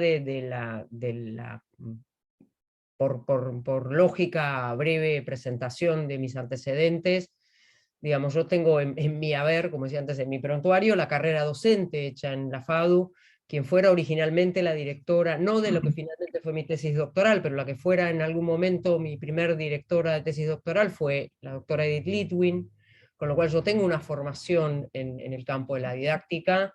Con la doctora Ana María Romano hemos publicado hace muchísimos años ya un pequeño libro que es sobre la enseñanza de las disciplinas proyectuales, donde ahí aportamos todo lo que aprendimos del campo de la didáctica. Y tengo en los últimos años formación en sociología, con lo cual, digamos, creo que desde esos dos lugares hay para aportar. En relación con la didáctica, creo que son el nuestro y el campo de la didáctica son dos campos que se han enriquecido mutuamente. Creo que nosotros, los que hemos decidido en algún momento transitar por algunos temas vinculados a la enseñanza en términos más generales y no solo disciplinares, hemos aprendido mucho, y si soy fiel a lo que les acabo de compartir, en mi propia formación y en mi manera de pensar muchas cosas, se percibe esa formación en didáctica. Esto que yo dije un par de veces a lo largo de mi presentación, de que antes de pensar en contenidos y objetivos hay que hacer un recorte y una definición del campo de saber, objeto de enseñanza, eso viene del campo de la didáctica. Digamos, en la didáctica se plantea inicialmente que lo primero que uno tiene que definir es la concepción sobre el campo disciplinar que va a convertir, y este es otro concepto de la didáctica, en saber enseñar. Porque no es lo mismo, ¿no?, el saber que nosotros tenemos sobre la disciplina que el saber a enseñar. Eso es una construcción que tenemos que hacer. Estos conceptos que yo voy compartiendo con ustedes vienen del campo de la didáctica. En el momento actual creo que lo que tenemos que estar es muy atentos a cómo la didáctica resuelve, por lo menos en términos teóricos, que es de donde nosotros podemos abrevar, ¿no? Porque es en la teoría donde se establece el diálogo, no necesariamente en el plano de las estrategias didácticas, ¿sí? ¿Cómo va a empezar a trabajar la teoría de la didáctica general en relación con, por ejemplo, las inteligencias artificiales? Ya hemos visto cómo ha trabajado en muchas cuestiones, en mucha inclusión de tecnología en las aulas. Yo no sé en la experiencia de ustedes, pero en la nuestra, al momento de tener que virtualizar los talleres, los conocimientos adquiridos desde el campo de la didáctica general nos fueron de mucha utilidad. Digamos, nosotros, en particular en la cátedra, ya veníamos trabajando con experiencias híbridas en el último nivel de la asignatura. Y eso en realidad es un conocimiento adquirido desde el campo de la didáctica, que fue, digamos, que tiene que ver con mi propio recorrido, y acá otra vez aparece, bueno, sí, lo que pasa en mis cátedras tiene mucho que ver con mi propio recorrido personal, porque no hay manera de que así no sea. Digamos, porque no somos entes separados, donde uno puede separar lo que aprendió de lo que decide que va a enseñar. Entonces ahí me parece que en ese sentido siempre tenemos para aprender. Yo en lo personal creo que siempre tenemos para aprender de cualquier campo disciplinar con el que decidamos ponernos a dialogar. O sea, yo no abogo por la endogamia. Creo que es un daño bastante grande que se les hace a algunas disciplinas proyectuales cuando se las encierra sobre sí mismas. O sea, yo creo, y acá el colega Diego García Díaz, que está escuchando, no me va a dejar mentir, somos varios que abogamos por el aporte a nuestra disciplina desde distintos campos disciplinares. La didáctica es uno de ellos, y la sociología otro sin duda. No sé si contesté, Isabel, tu pregunta.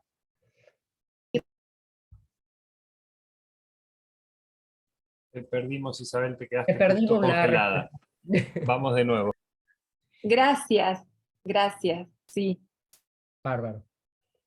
Perfecto. Andrea, tenés la mano levantada. Sí, gracias de nuevo a la facultad y a la profesora por esta posibilidad del diálogo directo, ¿no? Que tenemos con quienes solemos leer. Así que, Cecilia, yo te iba a preguntar, ya sé que me vas a decir que no hay respuesta, pero te voy a preguntar igual, no qué enseñar, o si querés doy una vuelta, una pregunta que también le hice a Frascar hace un ratito, ¿no? ¿Cómo pensás que tenemos que incorporar en el diseño de los planes de estudio, o sea, en esta discusión sobre qué enseñar, en función de qué profesional queremos, los dilemas que nos plantea el acelerado cambio tecnológico, la inteligencia artificial y su impacto, no solamente en las relaciones laborales y la creación de nuevas profesiones? Yo cuando estudiaba me acuerdo que se había empezado a hablar hace muchos años de que van a existir profesiones que hoy no sabemos cuáles son, y bueno, así aparecieron un montón, como por ejemplo los community managers, ¿no? Lindo tema para invitar al campo, si queremos. Yo vengo de la comunicación, así que me parece fantástico, comparto que es fundamental salir de la endogamia.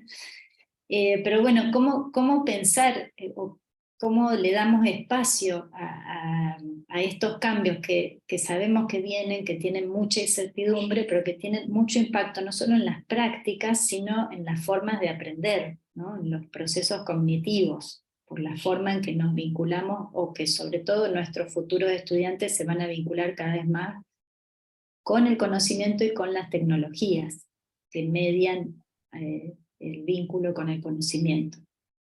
Esa sería mi pregunta. Bien, a tu pregunta te voy a contestar, pero primero voy a hacer una pregunta, y tiene que ver un poco con lo que me preguntaban recién. ¿Tenemos que incorporarlas? ¿Todas ellas? ¿Algunas? Una parte sí, una parte no. Y acá aparecen las tradiciones académicas. La carrera de la que, no solo en la que yo me formé, sino de la que formo parte y en cuyo cambio de plan de estudios he trabajado arduamente con Diego, que anda por ahí, y con el actual decano de la FADU también. Una de las cosas que se puso en discusión, porque debo decir que la verdad que una de las, por lo menos para mí, de las instancias más valiosas que tuvo ese largo proceso, fue que nos permitimos discutir absolutamente todo lo que se nos ocurría que había que discutir, con absoluta generosidad intelectual de parte de todos los que participamos de ese proceso. Fue, bueno, ¿qué pasa con las tecnologías? Y no hablo de las tecnologías específicas de cómo se producen los objetos que diseñamos los diseñadores, sino tenemos que enseñar, no tenemos que enseñar, hay que enseñar los nuevos recursos tecnológicos, sí, no. Bueno, ahí hay por lo menos en nuestro caso, una clara toma de decisión de que ciertas cosas, en su, digamos, en su rol instrumental, no correspondía incorporarlas al plan de estudio porque cambian tan velozmente que no tiene sentido enseñarlas. Y que lo que nosotros un poco teníamos que fortalecer era la formación en la incorporación de una lógica proyectual, que como lógica de pensamiento permite dar respuesta a cualquiera sea la problemática que se nos plantee. Y creo que un ejemplo de eso es que la mayoría de los que estamos hoy a cargo de talleres y enseñando, y acá se me va a caer la cédula mal, pero no tengo problema con eso, estudiamos en un momento en que yo estaba en el último año de la carrera cuando aparecieron las fotocopias color. Y yo no siento que, que los conocimientos que yo adquiriera en ese momento como proyectista estén perimidos y no me permitan interactuar con la realidad contemporánea. Es decir, nosotros no confiamos, me parece a mí, en la flexibilidad del pensamiento proyectual, que es una lógica de pensamiento y que es una lógica de problematización de la realidad. Y sí, para ampliar un poco mi respuesta, voy a linkear con lo que le contestaba recién a Isabel, y diría que parte de esa respuesta seguramente nos venga del campo de la didáctica, que seguro antes que nosotros ya está viendo cómo trabaja con eso. Y si querés una respuesta más concreta, te puedo comentar mi propia experiencia en los talleres que yo tengo a cargo, que fue una conversación que yo tuve este año cuando empezaban las clases, ¿no? Digo, bueno, se nos está viniendo una manada de elefantes encima. ¿Qué hacemos con eso? ¿Qué hacemos con las inteligencias artificiales que uno entra en cualquier plataforma, le dice que necesita un unicornio violeta con alitas, con lunares naranja, y la hace? Y bueno, lo primero que tenemos que hacer es no hacer como los chicos, no me tapo los ojos y entonces no me ven. Digo, incorporarlas, pensar estrategias para acompañar a nuestros estudiantes en el aprendizaje sobre el mejor uso posible de este nuevo recurso. No, para dar un ejemplo, no la quiero hacer larga ni demasiado autorreferencial, la clase inaugural de morfología yo este año la preparé intencionalmente dialogando con ChatGPT. Y compartí con mis estudiantes cómo había llevado adelante yo ese diálogo. Cómo había ido interactuando con en este caso, esta plataforma, a partir de preguntas de un alto grado de generalidad, hasta llegar a ir afinando lo que yo necesitaba que me aportara. Y estoy hablando en este caso de la definición de morfología. Yo ya llevo más de 20 años de titular. Yo puedo decir cuál es mi definición de morfología, pero a mí me interesaba ver y mostrarles a los estudiantes, de alguna manera, como, en este caso, como un modelo, no porque yo sea el modelo, sino como un modelo de conversación, de cómo hay que interactuar con estas inteligencias. digo, para dar un ejemplo sencillo, insisto, no la voy a hacer larga, mi primera pregunta fue ¿qué es la morfología? Y la respuesta fue, es una rama de la lingüística. A lo cual yo dije, tiene razón, la morfología originalmente es una rama de la lingüística, pero no es esa la respuesta que yo busco. Entonces, hablando con los estudiantes diciendo, no es tan sencillo, ni resuelve absolutamente todo, si uno no está preparado para interactuar con ellas. Si yo no supiera qué es la morfología y alguien me hubiera pedido traer una definición, si hubiera llegado y hubiera dicho la morfología es una rama de la lingüística. Y si el que me pedía eso era un docente de morfología en la carrera de diseño gráfico, me ha dicho, ¿y entonces? Pero nosotros no enseñamos lingüística, entonces, ¿qué es la morfología? Entonces ahí hay un ejemplo de cómo introducirlas. Y como ese tenemos otros, en varios ejercicios estamos pensando ya cómo incorporar esas nuevas herramientas, porque mientras las sigamos entendiendo como herramientas facilitadoras de nuestro trabajo, y ese es otro aprendizaje que tenemos que tratar de incorporar en los estudiantes, me parece que en todo caso en lo que hay que ayudarlos es en poder incorporar la mejor manera de interactuar con esta herramienta. Pero como nos pasó, y me voy a muy atrás, como pasó cuando apareció el Photoshop, cuando apareció, qué sé yo, El Internet. el InDesign, Internet misma, pero digo, los programas que ahora habitualmente los estudiantes usan para sus trabajos. Nosotros hicimos lo mismo, o sea, de alguna manera los acompañamos en su proceso de formación de usuarios de estas nuevas tecnologías.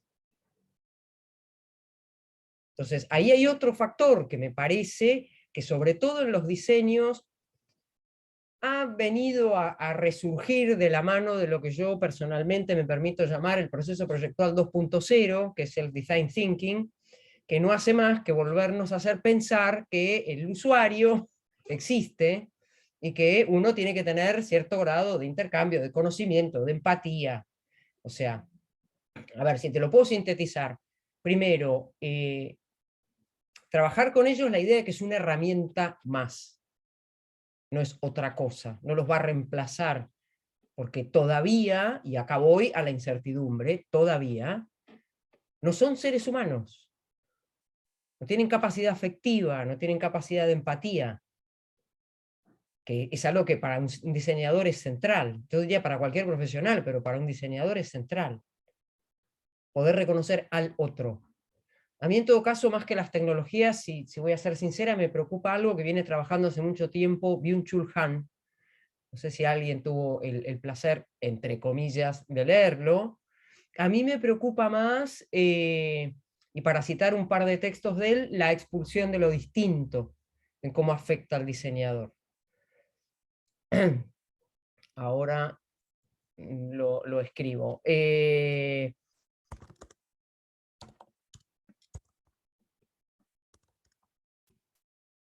que estar de buen ánimo, porque si no, sí, decís apaguemos la luz y vámonos, porque es un poquito deprimente.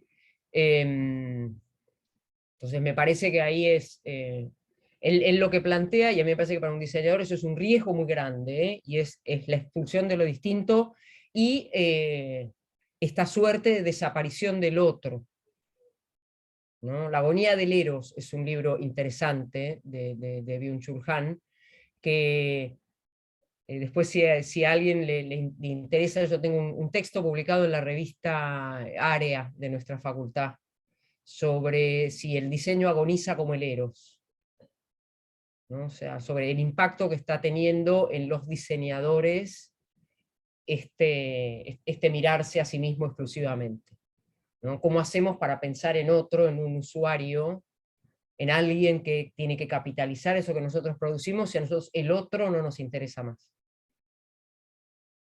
Me parece más complejo todavía, si se quiere, porque eso atraviesa, yo diría que casi todas las capas de nuestra sociedad.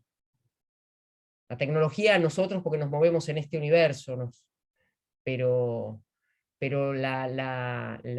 el desdibujarse del otro lo vemos en cualquier ámbito de nuestra vida cotidiana. y eso me parece que a los diseñadores nos está afectando. Digamos, yo no sé si a ustedes les ha pasado, pero a mí en lo personal sí, de escuchar estudiantes que dicen, no me interesó este trabajo, porque como el tema no me gusta, ¿no? O sea, o hay que ir a determinado lugar para hacer un relevamiento, y no me interesa. No me interesa, no me gusta. Eso tiene que ver con centrar centrar la mirada en uno mismo. Me parece más grave que las inteligencias artificiales. Que en definitiva, si las asumimos como herramienta y no como otra cosa, el punto es que no nos entreguemos a las inteligencias artificiales. No son más que una nueva herramienta, que puede permitir acelerar muchos ciertos tiempos, lo cual debiera poder permitirnos en un contexto de enseñanza profundizar otros procesos. Yo en lo personal creo que la formación en nuestros campos disciplinares debiera tender cada vez más a una fuerte formación teórica y en términos de planificación estratégica, de conocimiento digamos, de las problemáticas sociológicas, porque el hacer así groseramente, de a poco se nos está yendo de las manos. Y eso no creo que quiera decir que los diseñadores no vamos a tener más nada para hacer. Pero si nos quedamos centrados, y acá me voy a autorreferenciar a mi propia tesis doctoral, si nos quedamos centrados en enseñar un hacer y no enseñar un saber para hacer, y ahí sí las inteligencias artificiales nos van a pasar por arriba en breve, así como vienen. No sé si, Andrea, si contesté tu pregunta. Sí, da para seguir charlando con todo lo que tiraste, pero comparto totalmente. Es solo lo que me parece, nada, lo que vos dijiste, ponerlo en discusión, incluir estos temas en la discusión. Yo creo que sí, yo creo que sí.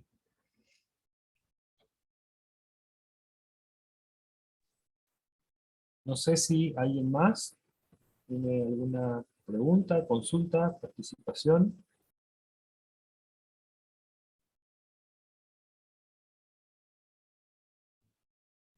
Estoy leyendo mientras a ver si aparecía algo en el chat.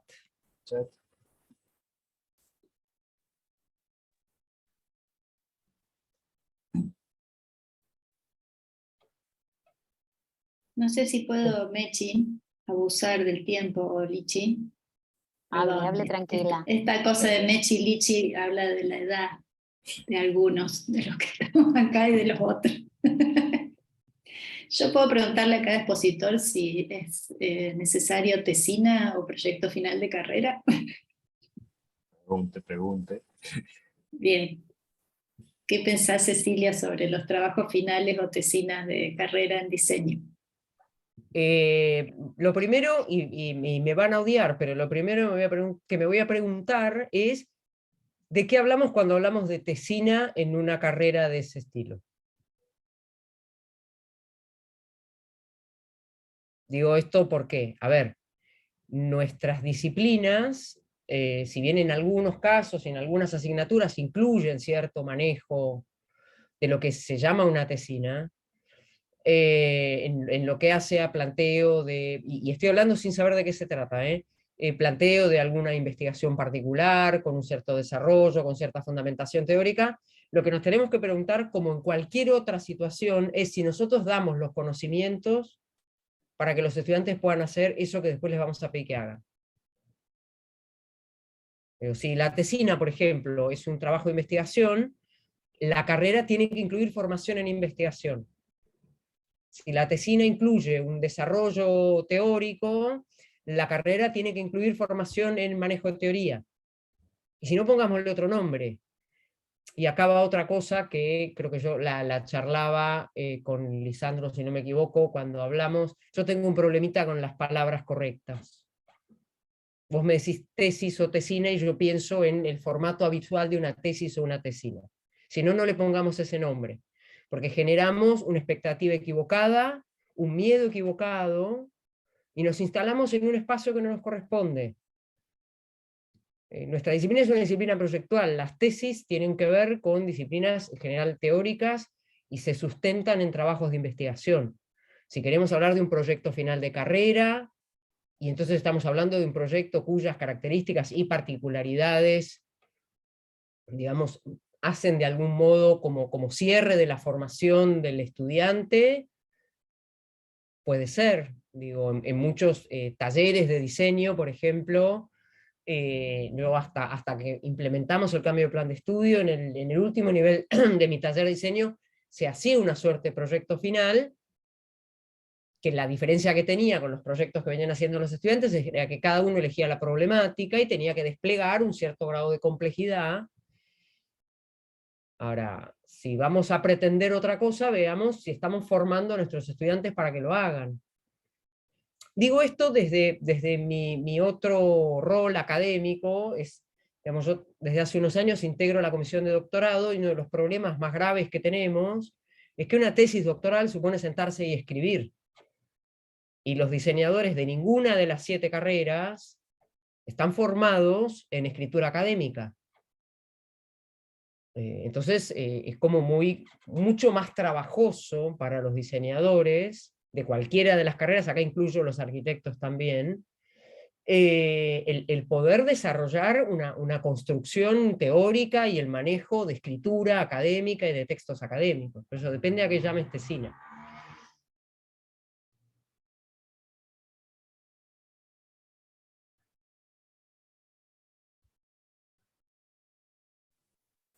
Bien. Bueno, estamos en hora. No sé si hay... No quiero abusar del tiempo de Cecilia tampoco, que está convocada para esto. No sé si hay alguna otra pregunta más para el cierre. Me animo, perdón, ¿no? Me animo a incorporar una idea a esto que estaba desarrollando Cecilia respecto de trabajo final y tesina, que tiene que ver con revisiones que hicimos cuando hicimos el cambio de plan en FADU, UBA, y es que también hay que contemplar lo pragmático, ¿no? La posibilidad real de hacer esa evaluación. O sea, a veces no ha sido contemplado cuando vos tenés 60, 70, 80 alumnos, 90 alumnos, cómo es la forma instrumental de llevar adelante eso, que a veces se transforma después, posteriormente, en un embudo. Bueno, y nosotros hicimos un análisis sobre ese tema y lo tuvimos bastante en cuenta, o por lo menos lo problematizamos, ¿no? Creo que se tiene que problematizar también eso, ¿no?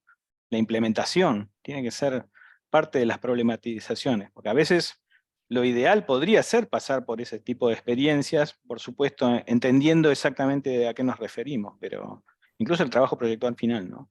¿Cómo es el instrumento que el espacio académico genera para poder desarrollar ese medio, ¿no? Aclaremos al grupo que Diego es el coordinador de la carrera en UBA y gentilmente nos está ayudando. No eras más, bueno, pero estuviste en el proceso de actualización. Sí, claro. Sí, fui director de la carrera por 8 años y medio. Exacto, y ahí en DISUR nos conocimos y él nos está ayudando también en esto. Sí, y ahí, digamos, sumando un poco a lo que decía Diego, esa experiencia compartida, creo que para decirlo tal vez metafóricamente, mientras uno está en esas discusiones, no hay que olvidarse de dar una vuelta por los talleres y ver la cantidad de gente que hay, ver los recursos, además, en el proceso que tan sabiamente condujo Diego de cambio de plan de estudio. Aparecía, por ejemplo, permanentemente el tema presupuestario. O sea, está todo muy bien, pero ¿cuánto más van a hacer los docentes? ¿Cuánto más se le puede pedir a los profesores que hagan? ¿Cuántas más cosas ad honorem hay que hacer por esta benemérita institución? Porque planificar es muy lindo, a todos nos gusta cuando entramos en imaginemos sí. Imaginemos sí, después hay que poder hacerlo, poder sostenerlo y poder sostenerlo financieramente sin que siempre el peso caiga sobre las espaldas de los planteles docentes. Sí, y te sumo una más, también la evaluación del estudiante, del peso sobre el estudiante. Porque somos universidades públicas, somos espacios públicos y no nos podemos transformar estas reformas en mecanismos excluyentes. También tenemos que hacer esa evaluación, más complicado todavía. Y ahí viene esto que yo compartía en la presentación anterior, ese contexto, el social y el académico, y que tensionan las tomas de decisión. Uno no puede trabajar metido ahí adentro sin mirar hacia afuera.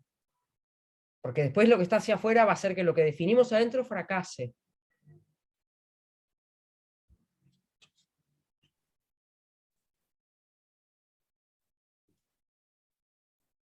Bueno, gente, para no usar del tiempo de nuestros invitados ni de todos quienes estamos participando, sabemos que tenemos tomamos, como le dije al principio, este horario entre medio de la mañana y la tarde para tratar de tener la mayor convocatoria posible, tratando de sumarnos en los horarios intercosas que todos tenemos.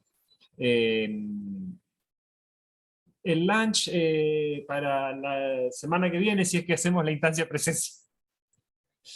Pero va a ser un lunch a la canasta.